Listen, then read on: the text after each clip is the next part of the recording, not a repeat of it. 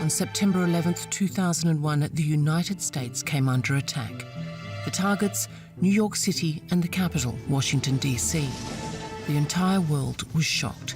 Al-Qaeda, a terrorist group in Afghanistan led by Osama bin Laden, claimed responsibility for the attack. Just 2 days earlier, on September the 9th, he had his only opponent assassinated, a local hero in the Afghan resistance, Commander Ahmad Shah Massoud.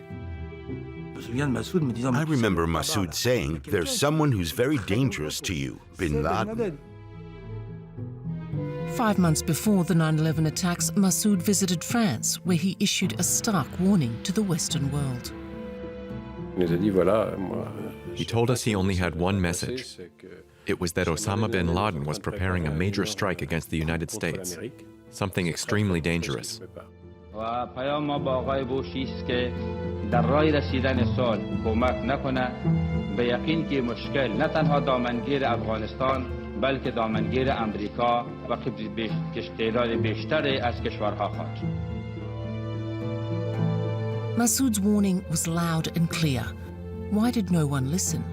Was it the trade agreements or the arms sales to Pakistan that made the USA and other Western countries look the other way? Why did they refuse to help Massoud, the last line of defense against the Taliban and the terrorists?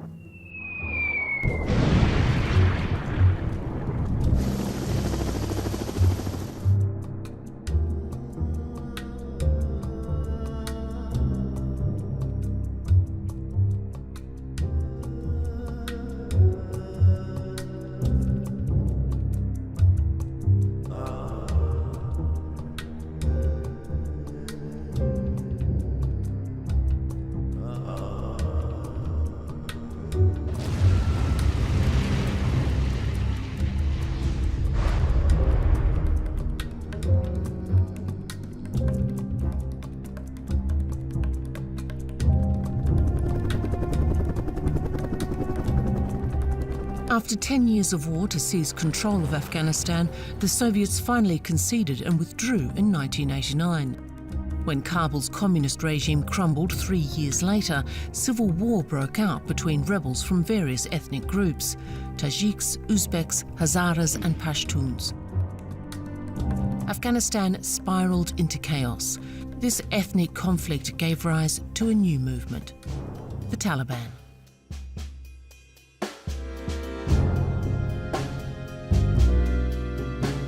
In Pashto, Talib literally means theology student. The Taliban are an Islamic fundamentalist group that focus on the study of Islam. Their supreme leader was Mullah Muhammad Omar, a hardcore fundamentalist who welcomed terrorists into his ranks from Saudi Arabia and Yemen. These were Al-Qaeda jihadists, and their leader was Osama bin Laden. In September 1996, the Taliban seized Kabul and most of the country, imposing a tyrannical Islamic regime and Sharia law. Only one man dared resist, Commander Ahmad Shah Massoud, a Tajik from the Panjshir Valley. Based in the isolated northern mountains, he achieved folk hero status after defeating the Red Army during the Soviet occupation, and then led a northern alliance that struggled to resist the Taliban. I was pretty good in school and studied at the Saint-Cyr Military Academy. I spent 3 great years in France's finest school, receiving a military education, but also learning engineering, history, and geography. Subjects needed to understand the modern world. That's how I started my career as a military officer in the French army. But after several disappointments, I resigned in 1999 and became a free civilian again.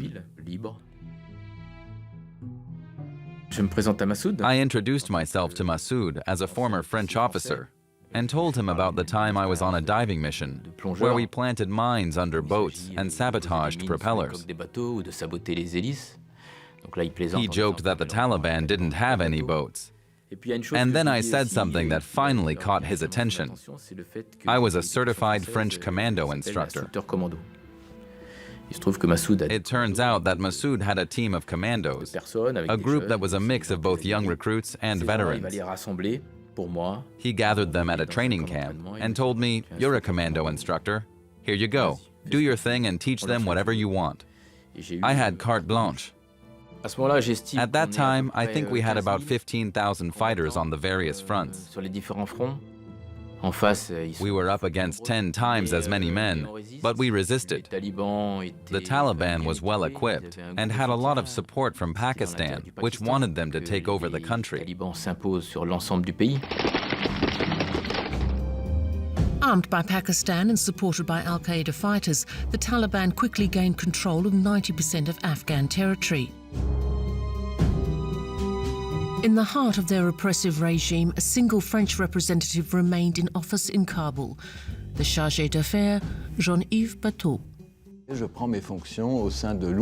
I had a position with the United Nations Assistance Mission in Afghanistan, the UNSMA.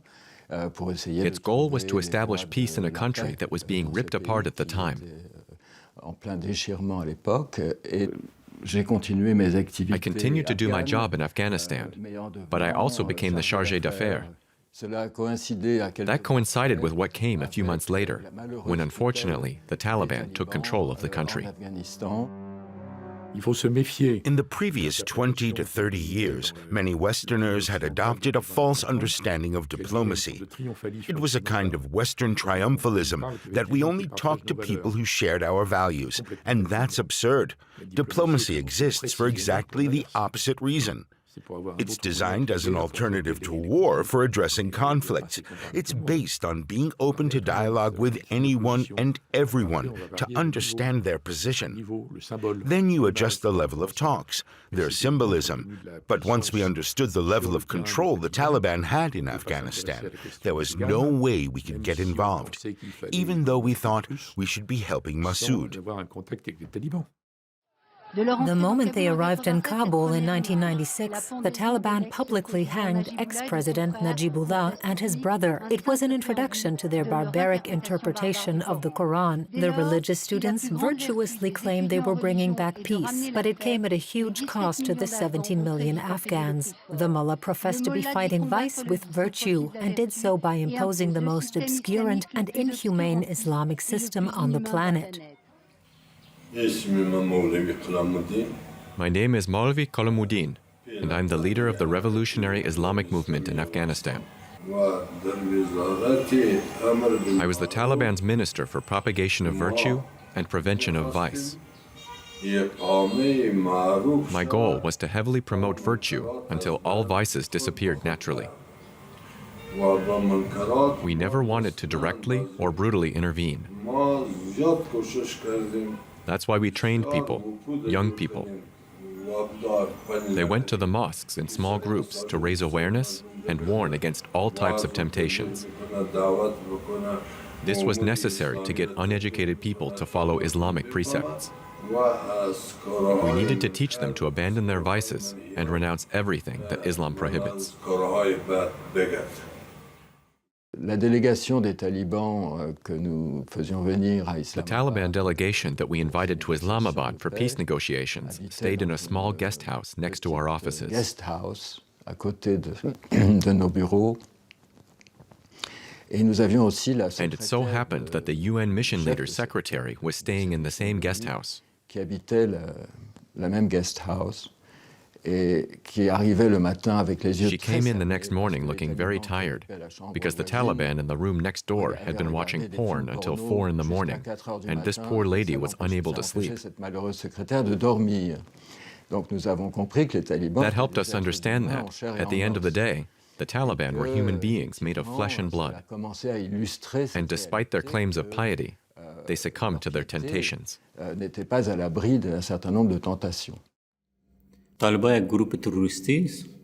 Taliban are terrorists. They don't believe in peace. Their philosophy is to create eternal war.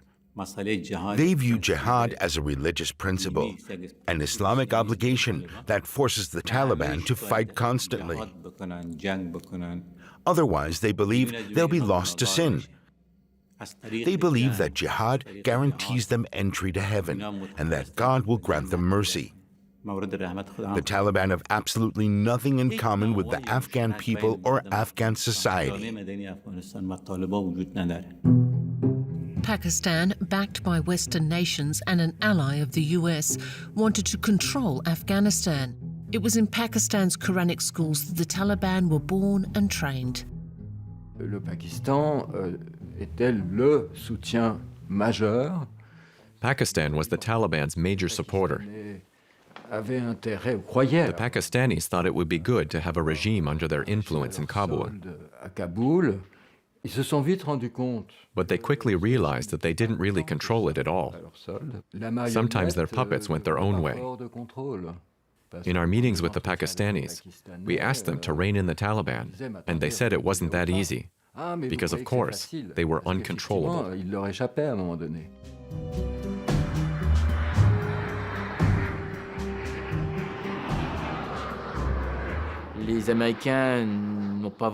The Americans didn't have a counterpart in Afghanistan. They knew they couldn't recognize the Taliban regime. They couldn't be associated with it.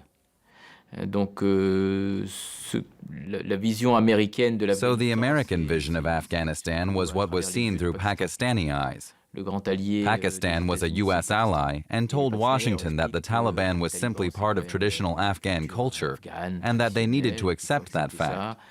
They said Massoud was simply a Panjshiri, a Tajik, a group that didn't mean much and that had never ruled Afghanistan. They weren't a proper solution to lead the country. The Pakistanis had a tense relationship with Commander Massoud. They knew that Ahmad Shah Massoud would never recognize a Pakistani puppet government. The Pakistanis saw that as resistance and as direct opposition to them. It's true, because my brother would have never accepted a pro-Pakistan government in Kabul. And that's the real reason why the United States never helped him, regardless of what they claim.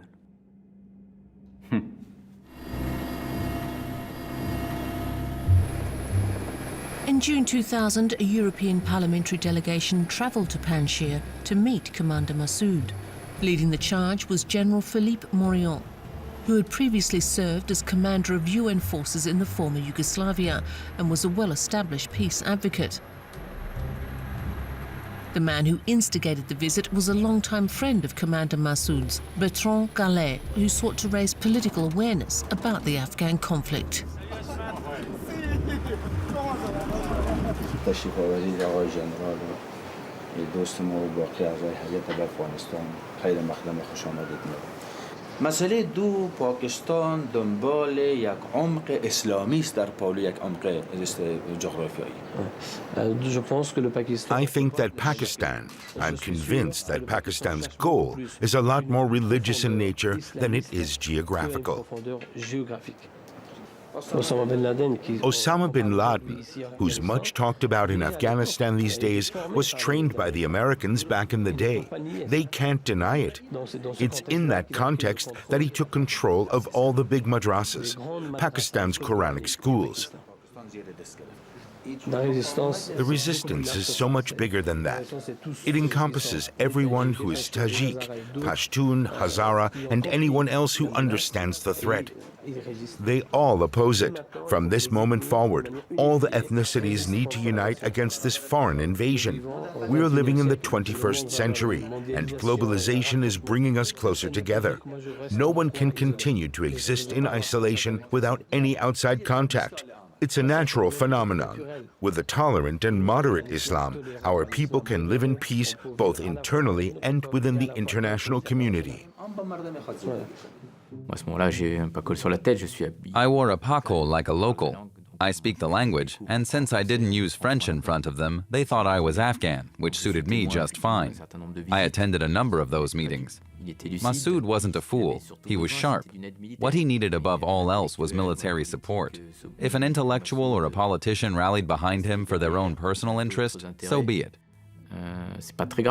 What mattered was they showed up and brought back a vision that counteracted what many others in Paris were thinking. But in the Western world, in the US and Europe alike, lobbyists for arms dealers were numerous and powerful, and Pakistan was a lucrative client.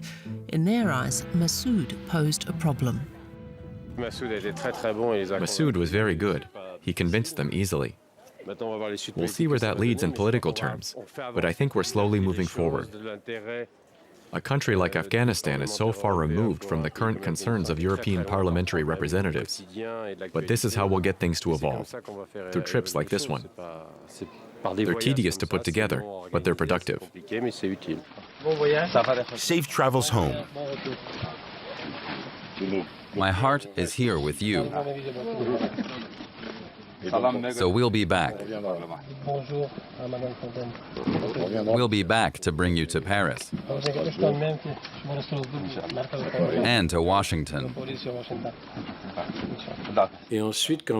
Morillon returned to Strasbourg, he convinced Nicole Fontaine, the president of the European Parliament, to officially invite Massoud, which had never been done by anyone anywhere. I think France's hands were tied by its relationship and economic connections with Pakistan, which were valuable back then. Of course, French intelligence services were in contact with Massoud, the same way they were in contact with the Taliban. They met with him regularly to ask questions about the situation, to understand how he saw things, and also to ask about Al-Qaeda. That was the major point of interest of the French intelligence services. Given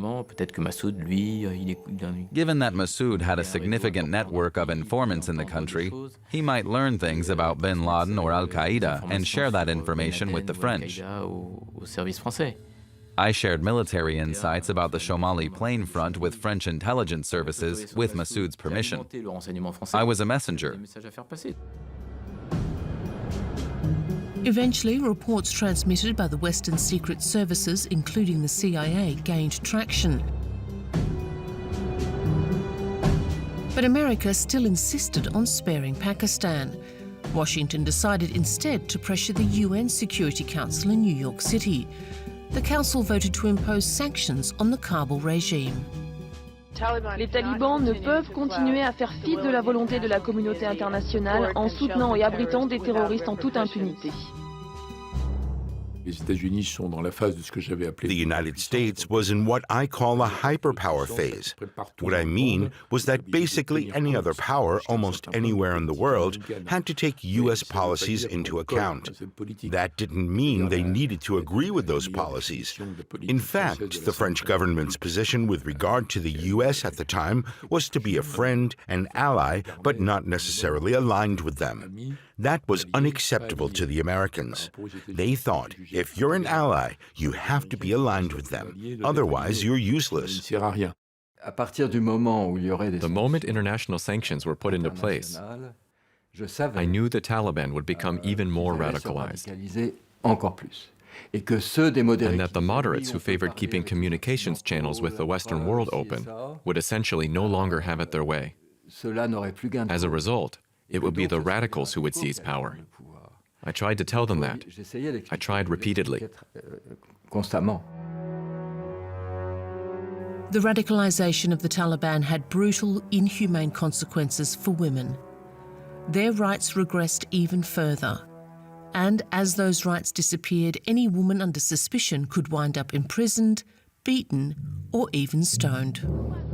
Thousands came to the stadium to see a woman die, a woman whose face we'll never see.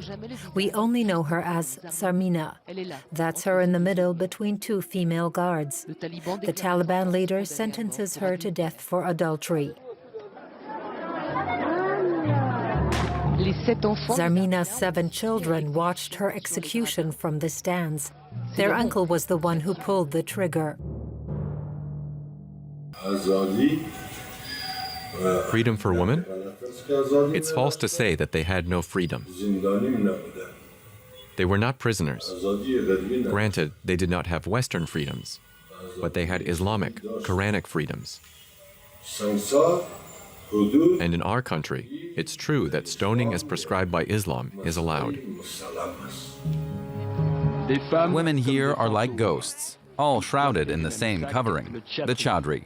These clandestine images were filmed in secret. In Afghanistan, one can't even look at women from behind, and here even their underwear is a man's business. Women selling clothes? No way. Islam wouldn't allow it. Because of this interpretation of the Quran, women's fashion in Afghanistan is entirely decided by men, from the cut of the pattern to the actual styles.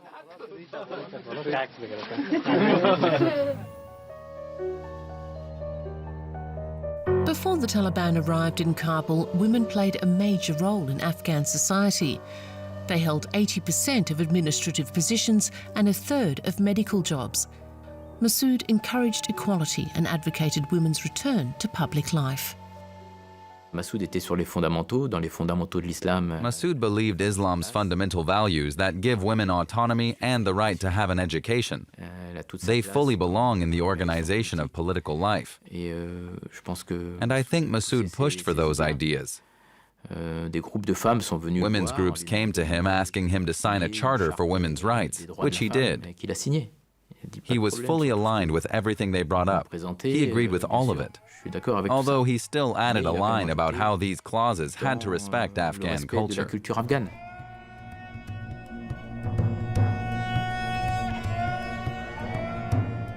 Another indication of the Taliban's radicalization was its intent to destroy all non-Islamic symbols. After forbidding children to play with kites, to listen to music, and to take photos of themselves, Taliban leaders now opposed looking at any work of art. L'État afghan a tenu, avec l'aide de la France. The Afghan government, with help from France and a protocol signed in 1921, had promoted national archaeology. Les Taliban, là aussi. By destroying those archaeological finds, the Taliban wanted to prove that Afghanistan had no other culture than that instilled by the Pakistani seminaries. Les séminaires pakistanais.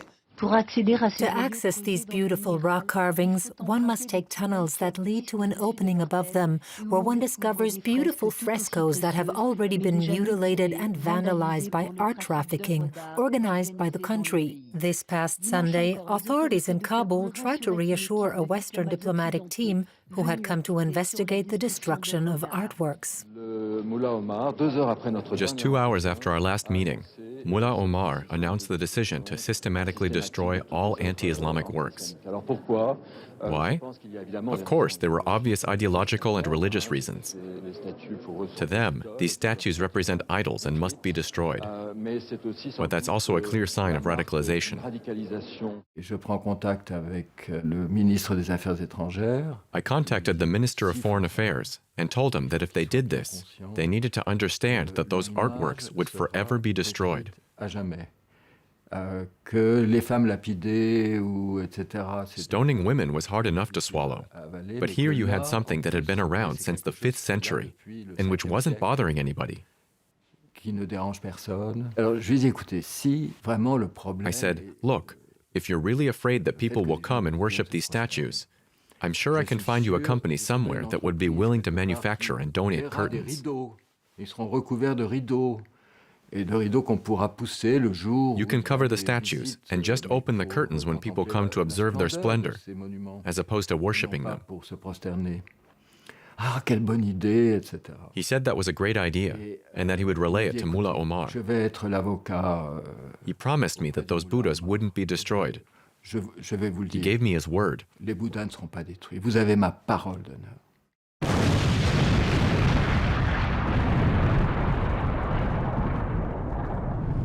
L'acharnement des Talibans. The Taliban's relentless destruction of the Bamiyan Buddha statues in March 2001 was a huge shock. It revealed an extremely deep-seated way of thinking, which is why the world reacted the way it did. We were watching the resurgence of a way of thinking that most believed was a thing of the past. It was a doctrine that monuments and works of art from civilizations that are not our own carry ideological messages and pose religious dangers, and that they must be eradicated.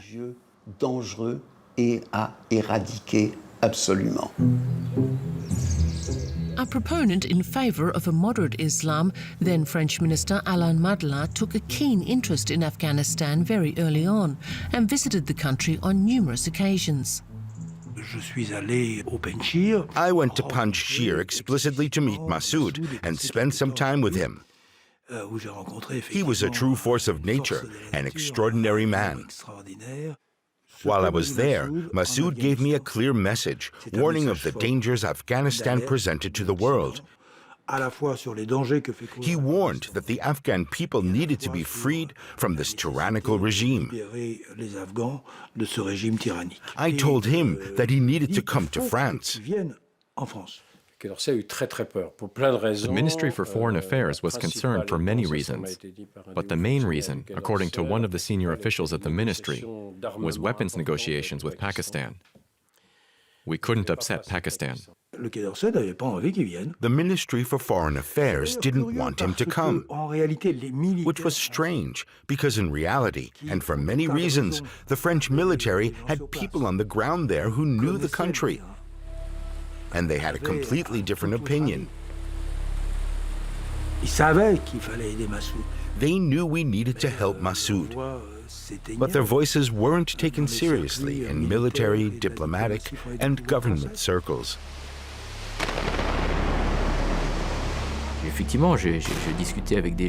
I talked to people and offered them solutions. The Taliban were losing popular support, and there were Taliban commanders that we could have paid off. In March, the French Ministry for Foreign Affairs invited a Taliban delegation. I offered to greet them because I was curious. I wanted to see what they were like, after having read so many horrible things about them. I remember they were completely closed off. They never looked me in the eye, even when we were 50 centimeters from one another. They didn't say a word. But it was done, and it probably had to be done, because we didn't know what was next. This March 2001 meeting was highly secret. No cameras or media were present. Diplomacy required keeping all sides happy so as not to endanger the weapons deal with Pakistan. Invited by the European Parliament, Massoud made his first stop in Paris.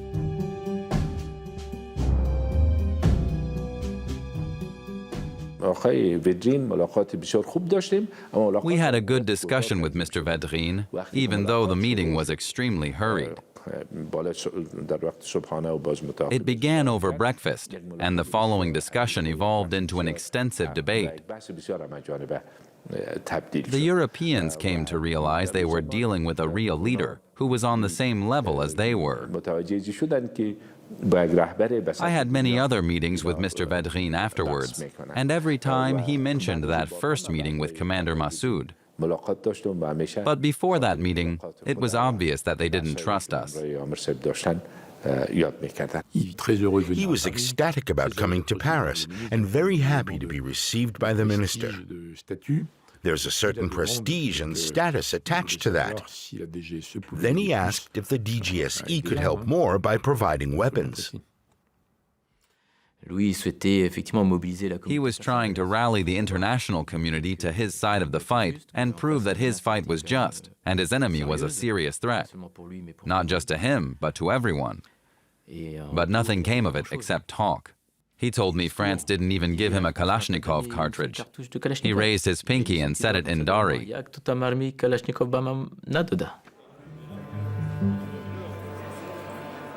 5 months before September the 11th, Massoud came to Europe to deliver a message. پیام ما با آقای بوش است که اگر در قسمت تأمین صلح در افغانستان توجه نشه و مردم افغانستان در راه رسیدن صلح کمک نکنه به یقین که مشکل نه تنها دامنگیر افغانستان بلکه دامنگیر امریکا و تعداد بیشتری از کشورها خواهد. People met with Massoud and listened to him. He spoke in France, throughout Europe, and of course, some were adamant that he should receive aid. But what you need to understand is that there were just as many people, maybe more influential, who believed the opposite. They branded Massoud as a fundamentalist just like all the others. Someone who would never have a political future in Afghanistan, and that it would be ridiculous to back him.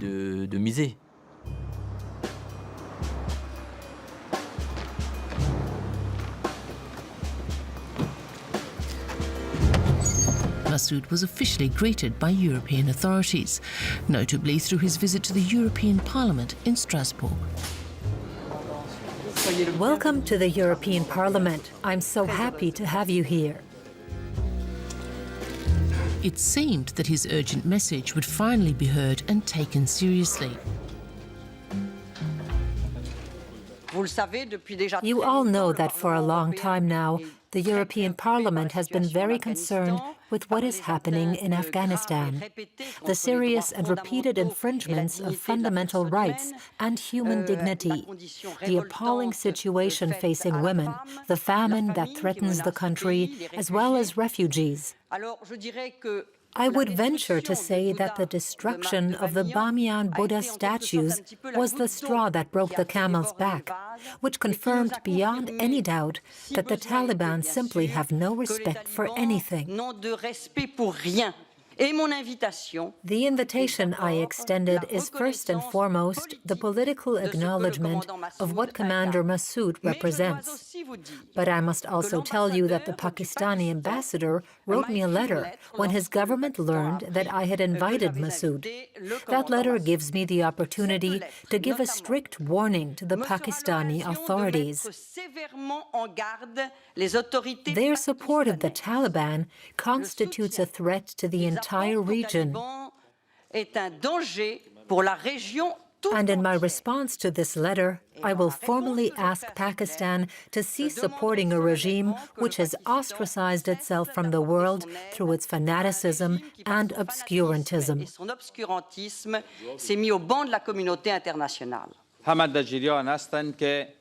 گروهی که فعلا در افغانستان به نام طالبان قرار دارند یا دارای افکار و دارای نظریات به خصوص از اسلام هستند.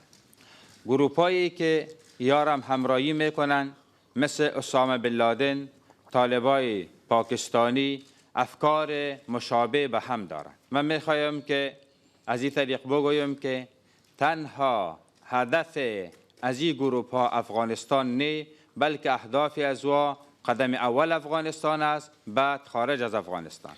و با کمال تأسف باید یادآوری کنم که در عقب همچو گروه‌ها با همچو افکار افراطی که دارند رژیم پاکستان و دستگاه استخباراتی آیسای پاکستان قرار دارد. Alors la visite de Massoud en Europe a été une très bonne chose. Massoud's visit to Europe was a very good thing, but it was also the worst possible thing he could have done for himself. I'm pretty convinced that's what gave the enemy the idea that Massoud had to be physically eliminated. That idea was hatched in the sick minds of Al-Qaeda leaders. Je percevais la radicalisation forcenée I had noticed the fanatic radicalization of the Taliban, but I didn't really understand how much influence bin Laden had at the time. Or Ben Laden avait conclu un mariage d'un enfant du Mullah Omar avec Bin Laden had arranged the marriage of one of his sons to a daughter of Mullah Omar. Et ça, c'était évidemment That meant their relationship became familial and dynastic, which posed a lot of problems. It was a gift to Mullah Omar in the sense that it gave him the last little piece of Afghanistan he was missing.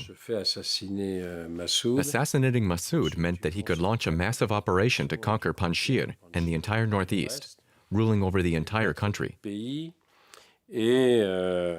All of this without bin Laden sharing what he was planning in the US. Al-Qaeda a considéré qu'une des failles. Al-Qaeda thought that one of Massoud's weaknesses was his willingness to accept visits from journalists and politicians. Les visites de journalistes ou d'hommes politiques. They decided to use that as a way to get close to him. They would go in pretending to be journalists with a camera or batteries that were filled with explosives.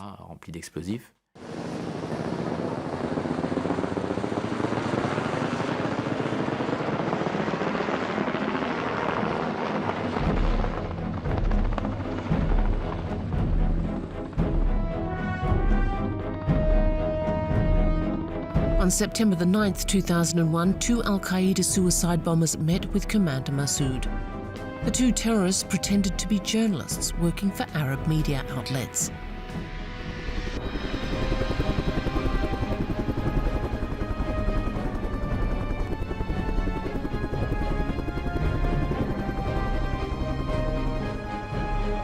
Fahim Dashti, one of Masood's loyal lieutenants, is one of the only 2 witnesses still alive today.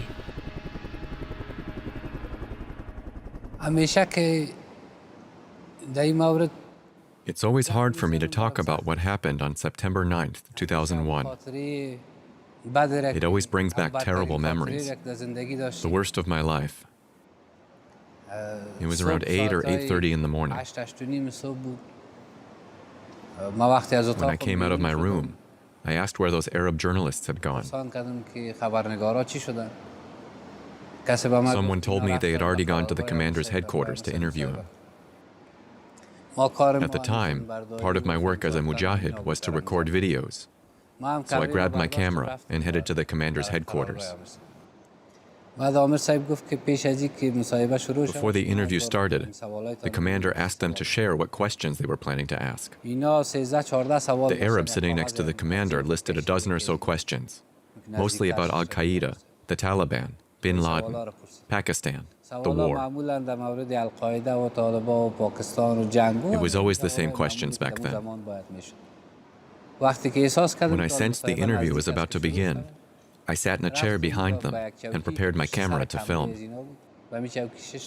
I was suddenly blinded by a very strong yellow light. My eyes closed instinctively, and then I realized that I was burned and wounded. Since I'd been setting up my camera, the first thing I thought was that there may have been a short circuit and that it had exploded in my face.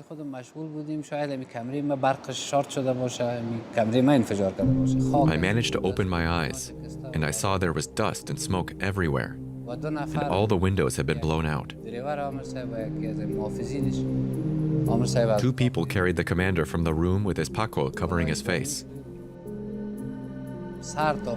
He had injuries to his head and legs, but most seriously to his chest. When Commander Masood was killed, for the first time in my life, I realized what a great responsibility that man had been carrying up until that time. Everything depended on him. Millions of us felt it, and we weren't strong enough to carry the weight of that responsibility. I once read a sentence in a book that said, "Woe betide a nation in need of heroes." And back when the commander was still alive, I thought that author was stupid. He didn't understand that it was great to have a hero. One should be so lucky. But when Masood died, I finally understood what the author was trying to say. What he meant was that it's sad when people need a hero, because when that hero disappears, all is lost.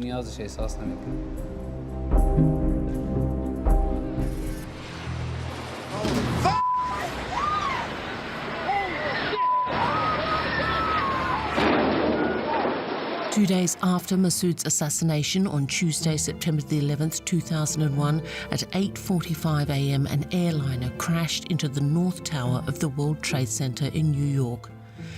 Just 18 minutes later, a second plane hit the South Tower. Then a third crashed into the Pentagon in Washington, D.C., and a fourth in Pennsylvania. It was considered the worst terrorist attack in human history. The 2 events are closely connected. Before the 9/11 attacks, Al-Qaeda wanted to eradicate the leader of the resistance so there would be no more opposition to the Taliban in Afghanistan. Yes, Bin Laden certainly understood that Masood was his enemy.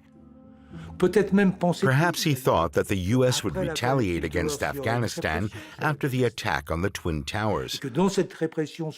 And if such a response occurred, he needed to ensure Masood was gone because he represented the main opposition. The rest would work itself out, but the connection between the 2 events is absolutely obvious. After September the 11th, the United States went after public enemy number 1, Osama bin Laden, and took military action in Afghanistan. Helped by the Americans, the troops of the late Commander Masood liberated Kabul in November 2001. The Taliban's departure was a relief to the local population. Massoud lives on in the memories of many for the people of Afghanistan.